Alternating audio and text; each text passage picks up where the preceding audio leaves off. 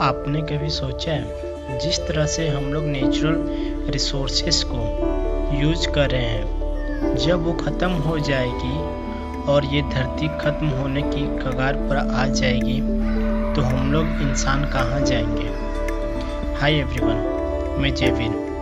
स्वागत है आपका मेरे यूट्यूब चैनल पर।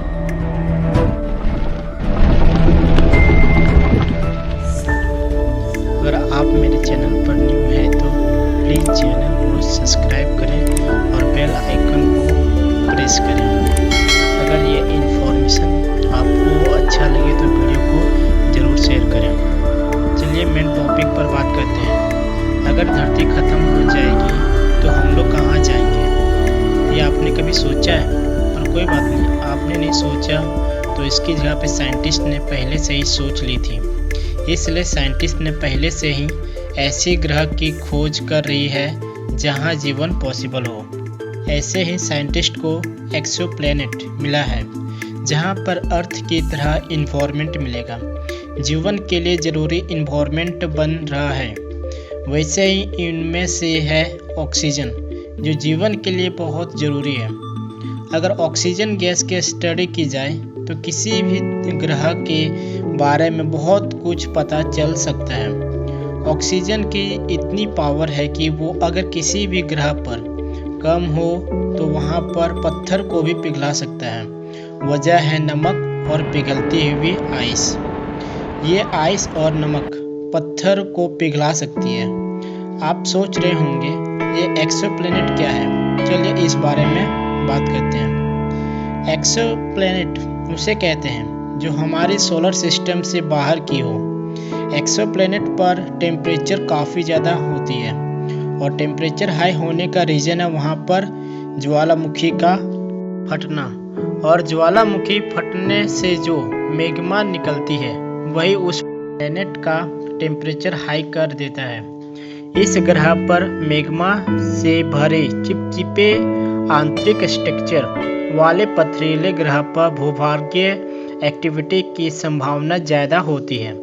इस ग्रह के अंदरूनी हिस्से में मौजूद मैग्मा में बहते हुए पिघलते पत्थर से जियोलॉजिकल एक्टिविटी के लिए एक्टिव करता है। जब ज्वालामुखी विस्फोट होती है तब पानी के भाप के साथ कार्बन डाइऑक्साइड बाहर निकलती है, जिससे ज्वालामुखी के बाहर ऐसे इन्वायरमेंट बनता है जो जीवन के उत्पत्ति का कारण बन सकता है।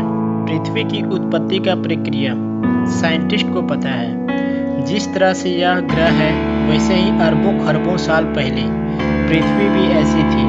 अगर आप पृथ्वी की उत्पत्ति की प्रक्रिया को जानते हैं तो आप इसे भी समझ सकते हैं। और साइंटिस्ट इस एक्सोप्लैनेट पर क्यों अपनी निगाहें बनाए रखे हैं, अब आपको समझ में आ गई होगी।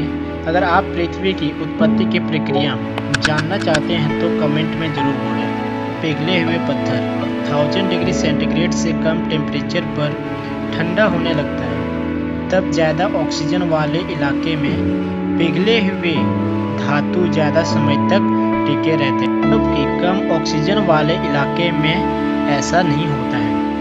ऑक्सीजनेटिक पत्थर 1000 डिग्री सेंटीग्रेड पर ठोस होने लगता है, जबकि बाकियों को 1000 डिग्री सेंटीग्रेड चाहिए होता है। जैसे ही नमक बर्फ के पिघलने वाले तापमान को कम करता है, ऑक्सीजन की मौजूदगी से पत्थर पिघलने लगते हैं। अब आप सोच रहे होंगे नमक कहाँ से आया, तो हर पत्थर में नमक होता है और जो ज्वालामुखी फूटती है उसके साथ भी नमक की मात्रा निकलती है। साइंटिस्ट का मानना है कि ऑक्सीजन की वजह से पत्थरों में मौजूद सिलिकॉन और ऑक्सीजन कणों की लंबी चेन टूटने लगती है। ये पत्थर छोटे छोटे टुकड़े में बंटने लगते हैं। ये टुकड़े आसानी से मैग्मा या मेटल में बच सकते हैं। ऑक्सीडेशन की प्रक्रिया का स्तर यह बताता है कि युवा एक्सोप्लैनेट का सूप जैसी आंतरिक संरचना कितनी देर में उसकी परतों में जमा होगी। ज़्यादा ऑक्सीडाइज्ड और पिघलने लायक पत्थर कम तापमान में ग्रह के कोर को सॉलिड बना देते हैं। उसके ऊपर सूप जैसे मेटल होता है। इनके ऊपर बिना धातुओं की भूरभूरी परत है। इस ग्रह के बारे में और जानकारी जेम्स वेब स्पेस टेलीस्कोप से पता करेगी और ऑक्सफोर्ड यूनिवर्सिटी के साइंटिस्ट भी इस रिसर्च में सहयोग देंगे कि एक्सोप्लैनेट से रिलेटेड हो जहां पर जीवन पॉसिबल हो।